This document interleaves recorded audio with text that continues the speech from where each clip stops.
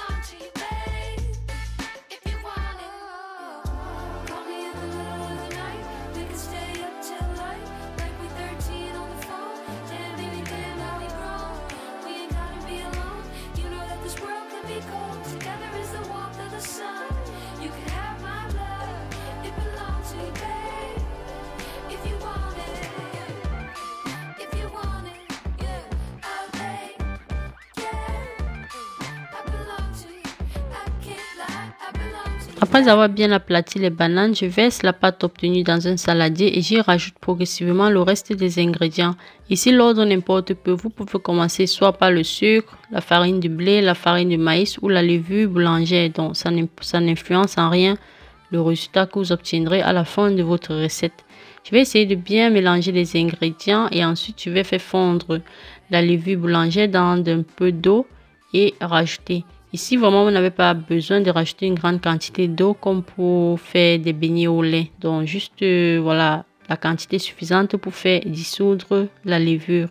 Et ensuite, je vais laisser reposer le tout pendant environ 2 heures de temps, puis passer à la friture. Donc, c'est une recette vraiment assez simple, assez facile à réaliser. Comme vous voyez, pas vraiment compliqué du tout.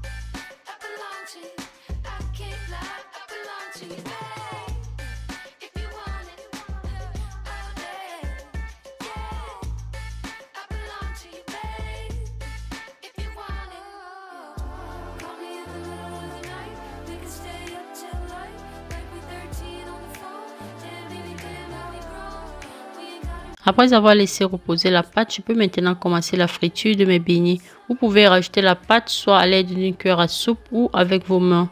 Et je vais laisser dorer un côté avant de retourner pour faire dorer l'autre. Ça, c'est une petite astuce lorsque vous faites des fritures. Donc, ne retournez pas si l'un des côtés n'est pas encore doré. C'est juste pour empêcher que vos fritures absorbent de l'huile. Ces beignets, vous pouvez les manger avec du poisson frit ou du piment.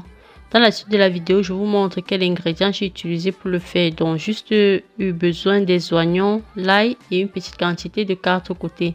Lorsque vos beignets sont déjà bien dorés, vous pouvez les égoutter en les rajoutant sur du papier sopalin. C'est tout ce que j'avais à vous montrer aujourd'hui dans cette vidéo, les amis. Si elle vous a plu, n'hésitez pas à me le dire dans les commentaires. Likez, commentez et partagez. C'est très important. Je vous dis merci beaucoup de l'avoir regardé et vous retrouve très rapidement avec une nouvelle recette. Aussi, si vous avez des idées à me proposer, pourquoi pas, faites-le dans les commentaires et je serai vraiment ravie de les réaliser pour vous.